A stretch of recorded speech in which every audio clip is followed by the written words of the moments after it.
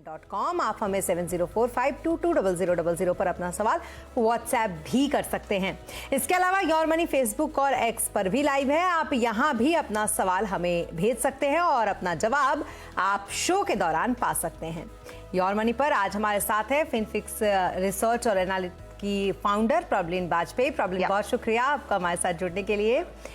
और हमेशा की तरह प्रॉब्लिन, आपको तो पता ही है कि हम कॉलर्स के कॉल लेने से पहले चाहते हैं कि कुछ ऐसे मुद्दों को डिस्कस करें जिससे लोगों का थोड़ा सा ज्ञानवर्धन हो, यानी कि उनके नॉलेज को थोड़ा सा हम इन्हेंस करें। तो आज जो हमारा टॉपिक है वो है इन्फ्लेशन के ऊपर। हालांकि महंगाई एक ऐसी चीज़ है जिस पर हर किसी की अपनी अपनी राय है और बहुत सारे इस पर हम कह सकते हैं कि मुद्दे भी हैं, लेकिन यहाँ हम बात करेंगे इन्फ्लेशन का जो रिस्क है म्यूचुअल फंड में, उसको लेकर बात करेंगे। तो प्रॉब्लिन बताएं जरा किस तरीके से इन्फ्लेशन का रिस्क म्यूचुअल फंड में है।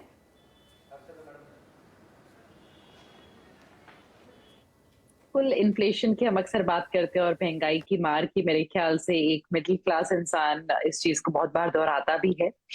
इन्फ्लेशन रिस्क एक ऐसा रिस्क है जो पर्सनल फाइनेंस का एक बहुत ही महत्वपूर्ण हिस्सा है, क्योंकि ये लगातार हमें एक चैलेंजिंग सिचुएशन में डालता है। हमें आने वाले समय में जैसे महंगाई बढ़ती चली जाती है, उसके लिए अपनी इन्वेस्टमेंट्स को अलाइन करना है कि हमारा पैसा ना ही ग्रो हो, पर हमारी जो परचेजिंग पावर है उसको भी मेंटेन कर पाए। और जो इन्फ्लेशन रिस्क है वो हमारी परचेजिंग पावर को घटाता है over a period of time. एक तरीके का बोलिए तो इनविजिबल रिस्क हो जाता है स्मिता जी, क्योंकि जब हम स्टॉक मार्केट्स की बात करते हैं तो हमें लगता है कि शेयर प्राइसेस ऊपर नीचे जाते हैं, वोलेटिलिटी है, कुछ तरीके के रिस्क बहुत ऑब्वियस तरीके से दिखते हैं। इन्फ्लेशन रिस्क क्या है कि बहुत पीछे से एक तरीके से बैकडोर एंट्री करता है और हमारे फ्यूचर जो हमारे प्रोस्पेक्ट्स हैं हमारी फाइनेंशियल जर्नी के, उनको डैमेज करता है। और इसीलिए इसको रिकॉग्नाइज करना अपनी इन्वेस्टमेंट जर्नी में बहुत ज्यादा जरूरी हो जाता है। जब हम म्यूचुअल फंड्स की बात करते हैं, म्यूचुअल फंड्स एक ऐसा जरिया है जहां पे हमें इक्विटी का एक्सपोजर मिलता है, जिसके थ्रू हम एक्चुअली इन्फ्लेशन रिस्क को कॉम्बैट कर सकते हैं। हम जब अपने इन्वेस्टमेंट जर्नी की शुरुआत करते हैं तो हमें इस चीज का बहुत ध्यान रखना है कि जो हमारी ओवरऑल एसेट एलोकेशन है, हमारी इन्वेस्टमेंट्स में कितना प्रतिशत फिक्स्ड इनकम में है या कितना प्रतिशत इक्विटीज में है, वो एकदम उस तरीके से आपका डिवाइडेड हो कि over a period of time ना ही आपका पैसा महंगाई के साथ बढ़े पर उससे ज्यादा बढ़े। अगर हम आरबीआई के आंकड़ों को देखें तो हम FY24 के लिए उनकी प्रोजेक्शन करीबन 5.5% के करीब है इन्फ्लेशन की, और हम लगातार देख रहे हैं कि इंडिया में इन्फ्लेशन करीबन 6% की है। और अगर हम इन्हीं आंकड़ों के साथ आगे चलें तो स्मिता जी, जो एक नॉर्मल हाउस होल्ड है उसका खर्चा एक बेसिक फॉर्मूला के तहत हर 12 साल में डबल हो जाता है।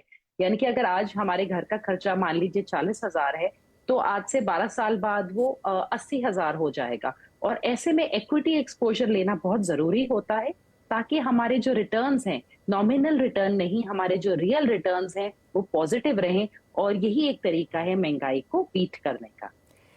जी चलिए, आपने रिस्क भी बताया और साथ में उसको बीट कैसे करें आपने ये भी बताया, लेकिन ये जो रियल रेट ऑफ रिटर्न है इस पर इसका किस तरीके से असर पड़ता है और ये है क्या, ये भी ज़्यादा समझा दीजिए हमें। जी, रिटर्न्स तो जब हम बात करते हैं स्मिता जी, इट इज कि हमने किसी भी इन्वेस्टमेंट से क्या इंटरेस्ट पाया बेसिकली, और वो हम नॉमिनल रिटर्न बोलते हैं। जब भी हम सिर्फ डायरेक्टली रिटर्न को मेंशन करते हैं, उसको आप मान के चलिए कि वो नॉमिनल रिटर्न्स है, उसने इन्फ्लेशन को फैक्टर इन नहीं किया है। जैसे अगर आज हमारे पास किसी की कोई एफडी है मान लीजिए जो 7% का रिटर्न दे रही है, तो उनका जो नॉमिनल रिटर्न है वो 7% हो गया। पर अगर हमारी महंगाई 6% की है, तो एक साल बाद उनका पैसा अगर 107 रुपए हो गया और महंगाई 106 रुपए से बढ़ी है, क्योंकि जो आपके 100 रुपए की जो परचेजिंग पावर थी उसको मेंटेन करने के लिए अब आपको 106 रुपए चाहिए। तो यानी कि जो आपका रियल रिटर्न है वो सिर्फ 1 रुपया निकल के आता है, यानी कि 7 - 6 1%। तो इस चीज को समझना बहुत जरूरी है जब हम अपनी इन्वेस्टमेंट्स करें, कि आपने रियल रिटर्न देखना है कि आपका पॉजिटिव होना चाहिए। और रियल रिटर्न में इस टाइम पे हम सिर्फ इन्फ्लेशन को ऐड कर रहे हैं, अगर हम टैक्सेशन को भी ऐड कर लें तो और ज्यादा गिरावट हो जाती है आपके फाइनल रिटर्न्स में। एंड अगर हम एसेट वाइज देखें तो हमारे पास इक्विटी और रियल एस्टेट दो ही ब्रॉडली एसेट क्लासेस निकल के आती हैं, जहां पे हमारे पास पोटेंशियल है इन्फ्लेशन को बीट करने का और रियल रिटर्न्स पाने का। रियल रिटर्न्स अगर हम रियल एस्टेट में देखें तो वहां पे टिकट साइज बहुत बड़ा होता है और हर पॉकेट में हमने उतनी अब ग्रोथ नहीं देखी है। हम बहुत जगह इन्वेस्टमेंट्स को देखते हैं कि सही नहीं होती है रियल एस्टेट में। तो मेरे ख्याल से स्मिता जी, इक्विटीज वाया म्यूचुअल फंड्स एक बहुत ही इजी और मेरे ख्याल से एक हैसल फ्री तरीका है इन्वेस्टर्स के लिए पॉजिटिव रियल रिटर्न्स पाने का। अगर हम निफ्टी के पिछले 5-10 साल के रिटर्न देखें तो 12% के अगर रिटर्न मिले हैं और इन्फ्लेशन को हम 6% लेके चलें तो हमारे यहाँ पे जो रियल रिटर्न्स हैं वो भी निकल के करीबन 5% के आते हैं। यानी कि हमने महंगाई को ना ही बीट किया है, हमने अपनी इन्वेस्टमेंट्स में हमने जो इतना पैसा लगाया था हमने उसमें एक्चुअली में ग्रोथ देखी है अपनी परचेजिंग पावर में। इसलिए इस चीज का ध्यान रखना अपने फाइनेंशियल गोल्स को पूरा करने के लिए बहुत ज्यादा जरूरी हो बिल्कुल। जाता है। प्रॉब्लम हम अक्सर देखते हैं कि जब भी हम कोई पोर्टफोलियो आपसे डिस्कस करते हैं तो आप लोग जरूर इस बात को मेंशन करते हैं कि इस पोर्टफोलियो में इन्फ्लेशन का ध्यान रखा गया है या नहीं रखा गया, और उसके लिए एक प्रॉपर रेशियो भी आप बताते हैं। अगर मैं इक्विटीज का रेशियो आपसे पूछूं, क्योंकि आप कह रहे हैं कि इन्फ्लेशन को देखते हुए इसका ध्यान रखना चाहिए पोर्टफोलियो में, तो इक्विटीज का रेशियो कितना होना चाहिए किसी पोर्टफोलियो में आइडियल? स्मिता जी, वैसे तो ईच टू हिज ओन, सो हर इंसान की फाइनेंशियल जर्नी डिफरेंट है। सो इट्स हार्ड टू से कि सेम एज के दो इंसान का डेफिनेटली, क्योंकि डिफरेंट उनके फाइनेंशियल गोल्स होंगे, रिक्वायरमेंट्स होंगी। पर अगर हम एक ब्रॉडर रूल ऑफ थंब से चलें तो हम पहले बोलते थे कि आप 100 माइनस एज करिए, उतना आपका इक्विटी में होना चाहिए। मान लीजिए कि आज 100 में से हम 40 साल के आप हैं तो आपका 60% इक्विटी में होना चाहिए। पर बढ़ती उम्र के साथ जैसे लाइफ लोग आजकल आराम से 80-90 तक जीते हैं, अब हम इसको 110 तक लेके चलते हैं। अगर आप 110 से 40 को अब घटाएं तो यानी कि आपका 70% पैसा इक्विटी में होना चाहिए। यानी कि जितना आपका इन्वेस्टमेंट होराइजन लंबा हो सकता है, जितने आप यंगर हैं, उतना ही आपका हायर एलोकेशन टू इक्विटीज होना चाहिए। क्योंकि आज अगर आपका जो खर्चा है वो आप मान लीजिए अगर आप 30 साल के बाद अपनी रिटायरमेंट प्लान कर रहे हैं तो कम से कम आज से नहीं तो 4 से 5 गुना वो हो चुका होगा जब तक आप रिटायर होंगे। जी, चलिए, तो बहुत अच्छी तरीके से आपने समझाया कि इन्फ्लेशन का क्या रिस्क होगा आपके इस म्यूचुअल फंड इन्वेस्टमेंट पे, और साथ ही साथ कैसे इससे आप बच सकते हैं। हालांकि आप महंगाई से तो नहीं बच सकते, लेकिन एक तरीका जरूर ढूंढ सकते हैं इस महंगाई में मुनाफा कमाने का म्यूचुअल फंड के द्वारा। अब बात करेंगे कॉलर्स की, और सबसे पहले कॉलर जो है मनोज यादव, वो हमारे साथ इस वक्त जुड़ चुके हैं। मनोज जी, बताएं क्या कुछ है आपका सवाल? जी हाँ, मेरा सवाल ये है कि मैंने पिछले 20 सालों से करीब म्यूचुअल फंड की डिफरेंट स्कीम में इन्वेस्टमेंट किया हुआ है। कोई एसआईपी, लंप सम, और अच्छा खासा रिटर्न भी हुआ क्योंकि मैंने रिडीम नहीं करता हूँ। तो टाइम टू टाइम, क्योंकि मुझे आगे 15 सालों के लिए मुझे और रिटायरमेंट के बाद मुझे चाहिए होंगे पैसे। दूसरा चीज, सवाल मेरा है कि हर टाइम पर मुझे, अभी मेरी जॉब हो गई बंद, अभी मेरी सब एसआईपी सभी चीजें बंद हो चुकी है, तो अभी मुझे क्या स्ट्रेटजी फॉलो करना चाहिए जिससे इसमें क्या उसी रेट ऑफ रिटर्न, या जनरली हम एक्सपेक्ट करते हैं 12% या अबव हम इक्विटी में एक्सपेक्ट करते हैं, तो क्या वैसा ही रिटर्न आगे भी मिलेगा? ये मेरा बेसिक सवाल है। चलिए, ठीक है, इसका जवाब ढूंढने की कोशिश करते हैं। तो प्रॉब्लम जी, इनका सवाल यह है कि फिलहाल तो एसआईपी इन्होंने बंद कर दी है, लेकिन फिर आगे फ्यूचर को लेकर ये थोड़े से जानना चाहते हैं कि किस तरीके का रिटर्न इनको मिलेगा। अब इनका पोर्टफोलियो में जल्दी से आपको पढ़ के बता देती हूँ। निपॉन इंडिया स्मॉल कैप में इन्होंने 7,000 की एसआईपी कर रखी है। सुंदरम स्मॉल कैप में इनकी 8 लाख की, माफ कीजिएगा, और ये 7 लाख और 8 लाख है। इसका इन्होंने लमसम यानी कि एक मुश्त यहाँ पर इन्होंने निवेश किया है। डीएसपी मिड कैप फंड में भी 10 लाख का इनका एक मुश्त है निवेश। इसके अलावा मिराय एसेट इमर्जिंग ब्लू चिप में 10 लाख का इनका है। एचडीएफसी मिड कैप ऑप्स में, एचडीएफसी फ्लैक्सी कैप फंड में और एचडीएफसी टॉप 100 फंड, इसमें भी 11, 12 और 15 लाख का इन्होंने एलोकेशन कर रखा है। तो देखिए, बहुत अच्छा खासा एलोकेशन एक मुश्त के तहत इन्होंने कर रखा है, और रिटायरमेंट अपना बहुत अच्छा मनोज जी ने प्लान कर लिया, शायद इसीलिए उन्होंने अब इसको स्टॉप कर दिया। लेकिन फिर भी जो इनकी एक चिंता है फ्यूचर को लेकर, उस पर क्या सलाह रहेगी आपकी प्रॉब्लम जी? जी, पहले तो मनोज जी को मैं कंग्रेचुलेट करना चाहूंगी कि इतने डिसिप्लिन तरीके से 20 इयर्स की एक इन्वेस्टमेंट जर्नी उन्होंने पूरी की है, विच इज रियली कमेंडेबल। पहले हम लोग रिटर्न्स की बात कर लेते हैं। मनोज जी, अगर हम आगे चल के देखें, वैसे तो जितना आपका जीडीपी होता है प्लस इन्फ्लेशन अगर हम ब्रॉडली लेके चले, प्लस जो हमारी अर्निंग्स होती हैं, उतना हम रिटर्न एक्सपेक्टेशंस रख सकते हैं इक्विटी से। तो हमारा जीडीपी अगर हम 6.5-7% पे लेके चलें, प्लस अगर हम अपना इन्फ्लेशन 5% के करीब लेके चलें, तो डेफिनेटली आपने जो रिटर्न एक्सपेक्टेशंस सेट की हैं कि समवेयर बिटवीन 11 to 13% डेफिनेटली मिल सकता है, और उसमें भी पॉकेट्स जैसे हो गए मिड कैप्स और स्मॉल कैप्स में डेफिनेटली रिटर्न पोटेंशियल ज्यादा होता है। पर तो भी हम बहुत कंजर्वेटिव चलते हैं 11% की अगर हम रिटर्न एक्सपेक्टेशन से चलें, बिकॉज टैक्सेशन एक ऐसी चीज है जिसके बारे में जिसके ऊपर हमारा कंट्रोल नहीं है।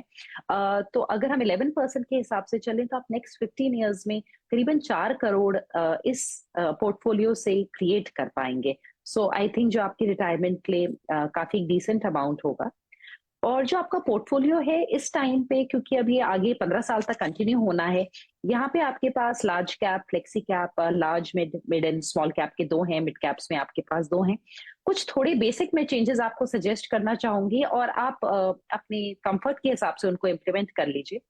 एक तो जो आपका एचडीएफसी का फ्लेक्सी कैप है, एचडीएफसी का टॉप 100 है, they both are basically essentially large cap fund की तरह ही है। जो फ्लेक्सी कैप फंड है उसमें भी 80%, 85 to 90% लार्ज कैप स्टॉक्स ही हैं, एंड जिसका काफी ज्यादा सिमिलर ही पोर्टफोलियो है इवन टॉप 100 से। तो मेरे ख्याल से इन दोनों को आप कंसोलिडेट कर सकते हैं और आप फ्लेक्सी कैप को कंटिन्यू कर लीजिए, because of the very structure कि उनके पास 65% के जितना बेसिक इक्विटी में डालना है और वो ओवरऑल इक्विटीज में कहीं पे भी डाल सकते हैं instead of the large cap fund, क्योंकि उनको 80% सिर्फ लार्ज कैप्स में रखना होगा। तो मेरे ख्याल से आप टॉप 100 से इवेंचुअली निकल के आप अपने फ्लेक्सी कैप में ही उसको एड ऑन कर लीजिए।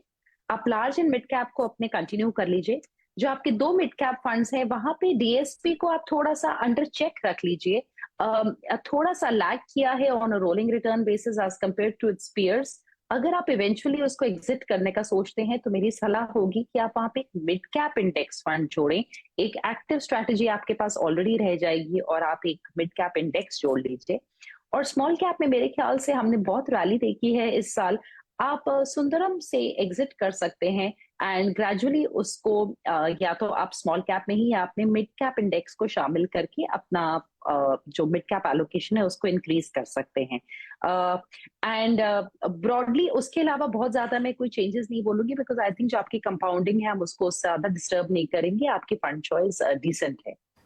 बिल्कुल, बहुत ही कम ऐसे कॉलर्स होते हैं जो इस तरीके से इतने डिसेंट तरीके से पोर्टफोलियो बनाते हैं और खास करके इतना अच्छा इन्वेस्टमेंट जो है वो करते हैं और फ्यूचरिस्टिक काफ़ी उनका गोल होता है, प्लान होता है। वो मनोज जी के पोर्टफोलियो में बखूबी है। बाकी जैसा कहा है प्रॉब्लम जी ने, थोड़े बहुत जो चेंजेस हैं वो अगर आप करेंगे तो और इन्हेंस करेंगे आप अपने पोर्टफोलियो को। चलिए अगले कॉलर, और इन कॉलर को लेने से पहले ये बता दें कि हमारा ये शो जो है वो सिर्फ भारत में ही नहीं बल्कि भारत के बाहर भी देखा जाता है, और इसका उदाहरण रहा है कि हमें हमेशा बाहर से कॉल आते रहे हैं। इसलिए दुबई से हमारे साथ सुनील पासवान जुड़ चुके हैं। सुनील जी बताएं क्या कुछ है आपका सवाल। Good evening madam. Good evening. मैं सुनील बोल रहा हूँ दुबई से जी। मेरे पास 3 फंड है, Parag Parikh flexi cap 2000 monthly, axis blue chip fund 2000 monthly, Tata digital fund 2000 monthly का है। टोटल 3 SIP 6000 मंथली जाता है मेरा, एंड पोर्टफोलियो वैल्यू 1 लाख का हुआ है अभी present time. After 20 year 1 crore target. क्या एनी फंड चेंज करने का सोल्यूशन है या फिर फंड ओके है? ठीक है, तो जो फंड है उसमें से निकलूं या उसमें बनी रहूं, प्रॉब्लम जी ये तो इन्होंने पूछा है। और टारगेट इनका 20 साल में 1 करोड़ है, जो कि बहुत एक तरीके से इन्होंने नॉमिनल टारगेट अपने लिए फिक्स किया। और फिर वही जो हमने स्टार्टिंग में बात की थी कि इन्फ्लेशन का शायद इन्होंने ध्यान नहीं रखा है। फिर भी इनका पोर्टफोलियो जो है वो पढ़ के आपको बता देती हूँ। यहाँ पे पराग पारिक फ्लेक्सी कैप फंड है जिसमें 2000 का एलोकेशन है, एक्सिस स्मॉल कैप है 1000 का एलोकेशन के साथ, और टाटा डिजिटल इंडिया फंड है 1000 के एलोकेशन के साथ। क्या कुछ रहेगी इन्हें सलाह आपकी? बहुत अच्छा इन्वेस्टमेंट होराइजन लेके चल रहे हैं Sunil ji, which is very nice. 1 crore का जैसे भी आपने स्मिता जी बोला कि टारगेट शायद कल को थोड़ा कम पड़ जाए, तो मैं पहले सुनील जी को बताना चाहूंगी कि जो 1 करोड़ की रकम है आज से 20 साल बाद, वो आज के 32 लाख के बराबर होगी अगर 6% का इन्फ्लेशन लेके चले।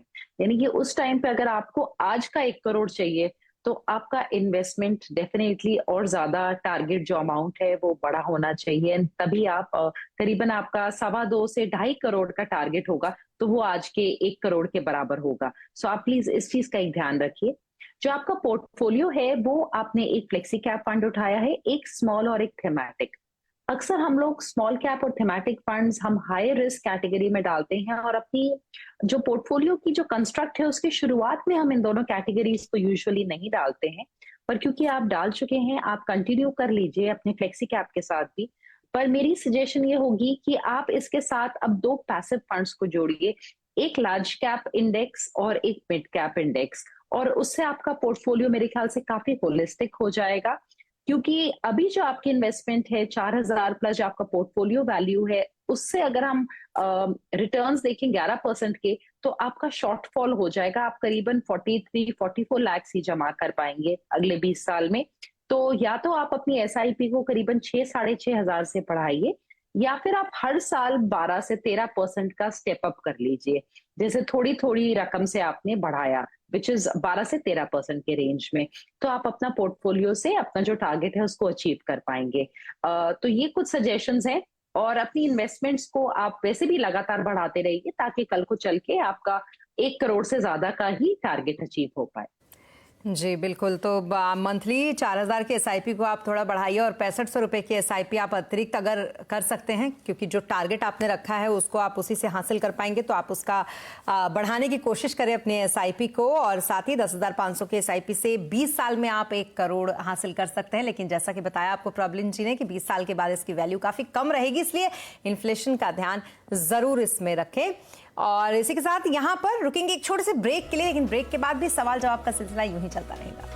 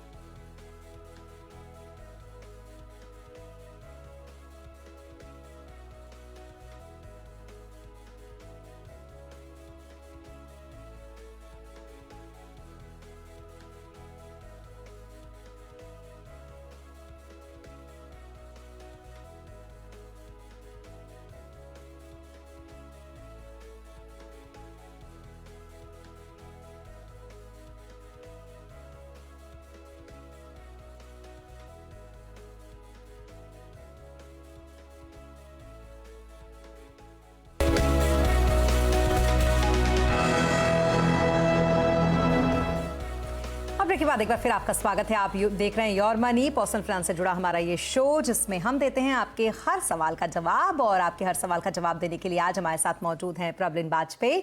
तो चलिए नेक्स्ट कॉलर उनको ले लेते हैं। रितेश इस वक्त हमारे साथ है। रितेश बताइए क्या कुछ है आपका सवाल। हाँ हेलो मैम। जी रितेश बताएं। हाँ मेरा सवाल है, मुझे 15 साल में 1 करोड़ रुपए चाहिए अभी। हाँ तो मैं 6 फंड में निवेश करता हूँ। ठीक है। हाँ तो ये मेरा जो टारगेट है वो क्या पूरा हो पाएगा? ओके, तो 15 साल में 1 करोड़ का इनका टारगेट है प्रॉब्लिन, और काफ़ी ज़्यादा वो हैं उसको लेकर, वो अपने टारगेट को लेकर सबसे पहला उनका यही सवाल था। पोर्टफोलियो का रिव्यू चाहते हैं, और साथ ही जो फंड है वो मैं आपको बता दूं, एसबीआई टेक्नोलॉजी ऑप्स फंड है जिसमें 1000 का एलोकेशन है, एसबीआई स्मॉल कैप फंड है, एसबीआई डिविडेंड फंड है, SBI magnum mid cap fund है, एक्सिस स्मॉल कैप फंड है, Parag Parikh flexi cap fund है। 1500, 5000, 1000, 1000, लेकिन एसबीआई के जो हाउस से आप देखेंगे तो बहुत सारा फंड इनके पास है। क्या कुछ रहेगी सलाह इन्हें आपकी? जी जी बिल्कुल, आपने बिल्कुल ठीक पॉइंट आउट किया। पहले इनके गोल के बारे में बताते हैं स्मिता जी। 14,000 की एसआईपी है, 15 साल का टाइम होराइजन है, और क्योंकि इनके पास ऑलरेडी थोड़ा 85,000 जमा हो गया है, ये करीबन 68 लाख जमा कर पाएंगे अगर इनको 11% का पोर्टफोलियो रिटर्न मिला। अब ऐसा हो सकता है कि कोई स्कीम 14% दे दे, कोई स्कीम 10% दे, तो हम ओवरऑल पोर्टफोलियो रिटर्न्स लेके चल रहे हैं 11% के, और उससे इनका डेफिसिट है, यानी कि इनको एक एक्स्ट्रा इन्वेस्टमेंट करने की जरूरत होगी जो कि करीबन 7,000 है। 7,000 से अपनी एसआईपी बढ़ाने की जरूरत है। अगर अभी एक साथ 7,000 की इन्वेस्टमेंट नहीं बढ़ा सकते, देन स्मिता जी कि ये हर साल अपनी जो मंथली इन्वेस्टमेंट है उसको 8 से 10% तक बढ़ा लें, उससे भी वो अपना इन्वेस्टमेंट जो टारगेट है उसको पूरा कर लेंगे, बिकॉज डिसेंट टाइम होराइजन है इनके पास 15 साल का। जहां तक इनके पोर्टफोलियो का सवाल है, आपने बिल्कुल जैसे पॉइंट आउट किया कि 4 फंड्स एसबीआई के हैं। मेरी सलाह होगी जो भी एलोकेशन है और अगर थोड़ी इंक्रीज करते हैं उसके हिसाब से भी एक एसबीआई के फंड को आगे लेके चले जो उनका मिड कैप है, यानी कि बाकी जो स्मॉल कैप और डिविडेंड यील्ड है उसमें जितनी रकम जा रही है वो अपने एसबीआई के मिड कैप में कंसोलिडेट कर लें। उसके अलावा स्मॉल कैप में क्योंकि 5,000 डाल रहे हैं एक्सिस के, उसको कंटिन्यू कर लें। पराग पारेख के फ्लेक्सी कैप को भी कंटिन्यू कर लें और जब अपनी एसआईपी का इजाफा करेंगे तब वहां पे एक लार्ज कैप इंडेक्स को जोड़ लें, तो मेरे ख्याल से उतना सफिशिएंट होगा इनके ओवरऑल लॉन्ग टर्म पोर्टफोलियो के लिए। 4 फंड्स को ही आगे लेके चले। जी, तो आपको निकलने की सलाह दी गई है एसबीआई स्मॉल कैप फंड से, एसबीआई डिविडेंड फंड से और एसबीआई टेक्नोलॉजी फंड से। जाहिर सी बात है थाली में बहुत सारी अलग अलग अगर वैरायटी होगी तो ज्यादा मजा आएगा। एक ही चीज की सारी वैरायटी बना लेंगे तो थोड़ा मजा किरकिरा हो जाएगा। तो कुछ ऐसी ही सलाह आपको प्रॉब्लम जी ने दी है। और बाकी 14,000 की आपकी जो एसआईपी है, इससे आपका जो पोर्टफोलियो वैल्यू है वो 85,000 रुपए अब तक हुआ है। इसको बढ़ाना पड़ेगा आपको। आपका जो टारगेट है उसके लिए 21,000 करिए अपनी एसआईपी को बढ़ाकर और बाकी खूब मुनाफा कमाइए। चलिए अब अगले जो हमारे साथ जुड़े हैं चंपक जी, वो दरअसल ईमेल के जरिए हमारे साथ जुड़े हैं। तो इनका सवाल क्या है वो भी मैं आपको पढ़ के बताती हूँ। प्रॉब्लम जी, 33 साल इनकी उम्र है। मंथली निवेश जो है वो 10,000 का ये करते हैं। पोर्टफोलियो वैल्यू 2 लाख इनकी अब तक हो चुकी है। 15 साल में 2 करोड़ का इनका टारगेट है। 15 साल में कितना कॉर्पस होगा ये जानना चाहते हैं और पोर्टफोलियो का रिव्यू ये चाहते हैं कि कहां से निकले और कहां पर बने रहे। इनका जो पोर्टफोलियो है वहां पर क्वांट एक्टिव फंड इनमें इन्होंने ले रखा है 3,000 का एलोकेशन। एक्सिस स्मॉल कैप में 3,000 का एलोकेशन है। उसके अलावा PGIM India mid cap fund में 3,000 का एलोकेशन है और साथ ही आईसीसी प्रू टेक फंड में 1,000 का एलोकेशन है। क्या कुछ रहेगी सलाह इन्हें आपकी? 10,000 की एसआईपी जा रही है स्मिता जी। 4 फंड्स हैं तो ठीक है, अभी आप कंटिन्यू कर सकते हैं अपने फंड्स को, क्योंकि इनके पास एक मल्टी कैप है, स्मॉल कैप और मिड कैप फंड है। पर अगेन लंबे समय का पोर्टफोलियो, मुझे लगता है यहाँ पे एक पैसिव फंड को जोड़ने का स्कोप है, क्योंकि वैसे भी इनका शॉर्टफॉल हो रहा है। अपनी जो करंट एसआईपी और इन्वेस्टमेंट है उससे ये करीबन 55 लाख ही जमा कर पाएंगे 11% के पोर्टफोलियो रिटर्न्स पे। और इनको अगर अपना 2 करोड़ का टारगेट पूरा करना है तो इनको काफी ज्यादा अधिक 31,000 से अपनी एसआईपी को बढ़ाने की जरूरत है, या फिर हर साल 25% से अपनी एसआईपी की रकम को बढ़ाएं तो ये अपना लक्ष्य पूरा कर पाएंगे। और जो मेरे ख्याल से जहां पे इजाफा करेंगे वो क्योंकि इनके पास सारे एक्टिव फंड्स हैं, मेरी सलाह होगी कि ये एक large mid cap 250 index fund आता है उसको ऐड कर लें। उससे इनको निफ्टी 50 और मिड कैप 150 दोनों का एक कंसोलिडेटेड एक्सपोजर मिल जाएगा। And I think long term के लिए एक पैसिव फंड इनके पोर्टफोलियो के लिए अच्छा रहेगा। जी, तो 10,000 की एसआईपी और 15 साल में 11% के रेट से सिर्फ 55 लाख ही आपके बन रहे हैं। तो बाकी का जो शॉर्टफॉल है उसके लिए आप अपनी एसआईपी को बढ़ाइए। अगर 2 करोड़ आपको चाहिए तो 31,000 का आपको एसआईपी करना पड़ेगा। वो आपके ऊपर है कि आप एसआईपी बढ़ाते हैं या फिर जो स्टेप अप करना होता है एसआईपी में हर साल, वो आप करते हैं। जो चाहिए आप चुनिए और इसके जरिए आप खूब मुनाफा कमा सकते हैं म्यूचुअल फंड में इन्वेस्टमेंट करके।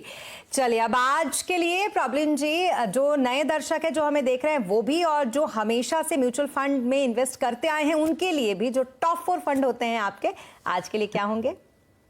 पहला है मेरा large mid cap 250 index fund, जिसकी अभी सलाह मैंने दी थी। ये एडेलवाइस का है और अभी नया एक फंड हाउस है वो भी लेके आ रहा है। ये करीबन 86% जो मार्केट कैप है स्मिता जी उसको रिप्रेजेंट करता है और ये उन पोर्टफोलियोज के लिए अच्छा है जहां पे सिर्फ एक्टिव फंड्स हैं और एक वो पैसिव फंड जोड़ना चाहते हैं। लार्ज मिड का एक कॉम्पोजिट मिक्स है। सेकंड है एसबीआई का मल्टी एसेट फंड। ये हमें गोल्ड, फिक्स्ड इनकम और इक्विटीज तीनों का एक्सपोजर देता है। थोड़े कंजर्वेटिव इन्वेस्टर्स के लिए है जिनका टाइम होराइजन प्रॉब्ली 4 से 5 साल है या फिर इवन लंबे समय का है, पर वो कंजर्वेटिव है, रिस्क नहीं लेना चाहते।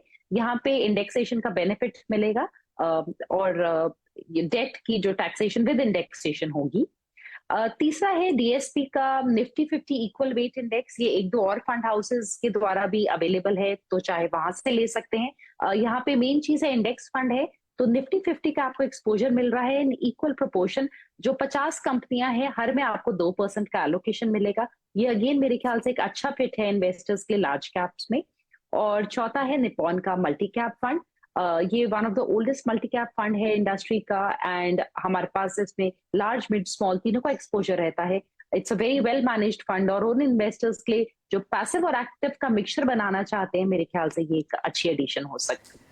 जी चलिए, बहुत शुक्रिया प्रॉब्लीन हमारे साथ आज योर मनी के शो में जुड़ने के लिए और तमाम सवालों के जवाब देने के लिए। बहुत शुक्रिया आपका। और इसी के साथ योर मनी में अभी के लिए बस इतना ही, लेकिन खबरों पर लगातार अपडेट के लिए आप बने रहें CNBC आवाज के साथ। नमस्कार।